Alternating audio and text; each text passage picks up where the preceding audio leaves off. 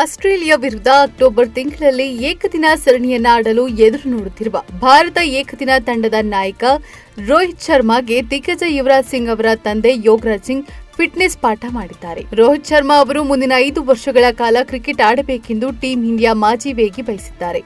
March ತಿಂಗಳಲ್ಲಿ ICC champions ಟ್ರೋಫಿಯ ಬಳಿಕ ರೋಹಿತ್ ಶರ್ಮಾ ಇನ್ನೂ ಯಾವುದೇ ಅಂತಾರಾಷ್ಟ್ರೀಯ ಪಂದ್ಯವನ್ನ ಆಡಿಲ್ಲ ಎಂಬುದು ಎಲ್ಲರಿಗೂ ಗೊತ್ತಿದೆ. 2024ರ ಐಸಿಸಿ ಟಿ20 ವಿಶ್ವಕಪ್ ಟೂರ್ನಿಯಲ್ಲಿ ಭಾರತ ತಂಡ ಚಾಂಪಿಯನ್ ಆದ ಬಳಿಕ ರೋಹಿತ್ ಶರ್ಮಾ ಟಿ20 ಕ್ರಿಕೆಟ್ಗೆ ವಿದಾಯ ಹೇಳಿದ್ರು. ಐಪಿಎಲ್ ನಂತರ ಟೆಸ್ಟ್ ಕ್ರಿಕೆಟ್ಗೂ ನಿವೃತ್ತಿ ಘೋಷಿಸಿದ್ರು.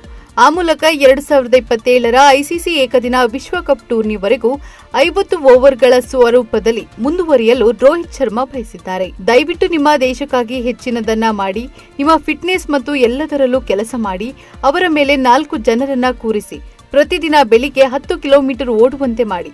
ಅವರು ಬಯಸಿದ್ರೆ 45 ವರ್ಷ ವಯಸ್ಸಿನವರೆಗೆ ಆಡಲು ಅವನ ಆಟದಲ್ಲಿ ಕ್ಲಾಸ್ ಇದೆ ಎಂದು ಯೋಗರಾಜ್ ಸಿಂಗ್ ಶ್ಲಾಘಿಸಿದ್ದಾರೆ.